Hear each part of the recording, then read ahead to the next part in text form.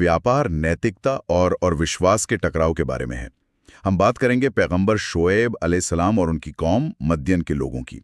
हमारे पास जो स्रोत हैं वो उनकी एक प्रामाणिक इस्लामी जीवनी पर आधारित हैं और ये हमें एक ऐसे समाज की तस्वीर दिखाते हैं जो दौलत में तो डूबा था लेकिन अपनी ही बनाई बेईमानी में फंस चुका था। और इस कहानी का सबसे दिलचस्प पहलू मुझे लगता है वो पैगंबर शुएब को दी गई उपाधि है, खतीब अल अंबिया। जी, खतीब अल अंबिया, यानी पैगंबरों के बीच का महान वक्ता।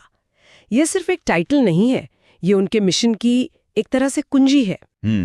ये सोचना भी दिलचस्प है कि उन्हें इस खास हुनर की जरूरत क्यों पड़ी होगी। शायद इसलिए कि उनकी कौम बहुत चालाक थी, बहस करने वाली, अपने व्यापारिक तर्कों में माहिर।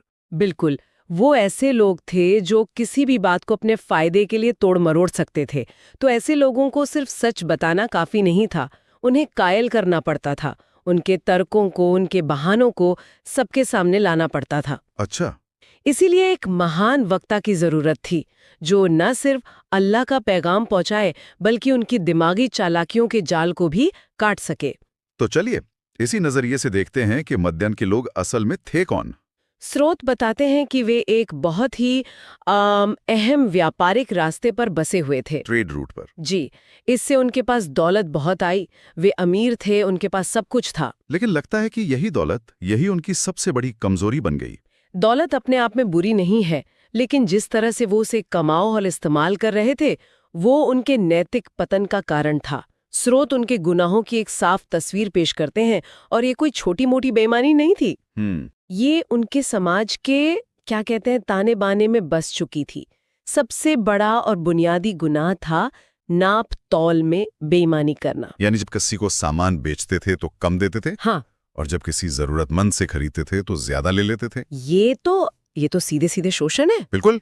और ये सिर्फ बाजार के तराजू तक सीमित नहीं था, ये उनकी मानसिकता बन चुकी थी। व्यापार में धोखा देना, झूठ बोलना, घटिया माल को अच्छा बताकर बेचना, ये सब आम था। ये सब आम था। उनका पूरा आर्थिक ढांचा ही एक तरह की धोखाधड़ी पर टिका हुआ था। वो मानते थे कि व्यापार में स्मार्ट होने का मतलब ही यही है। ये तो आज के दौर की भी याद दिलाता है। हाँ, बिल्कुल। मतलब ये सिर्फ पुरानी कहानियों के तराजू की बात नहीं है ना? आज इसका मतलब हो सकता है छिपे हुए शुल्क या सब्सक्रिप्शन के जाल, या ऐसा सॉफ्टवेयर जो जानबूझकर आपको गलत डेटा दिखाता है। सही बात है। बेईमानी वही है, बस उसका रूप और तकनीक बदल गई है। आपने बिल्कुल सही नब्ज पकड़ी है। और जब पैसा इस तरह की बेईमानी से आता है तो वो अपने साथ एक और जहर लाता है, अहंकार। उनमें अल्लाह के प्रति अविश्वास पैदा हो गया था। उन्हें लगता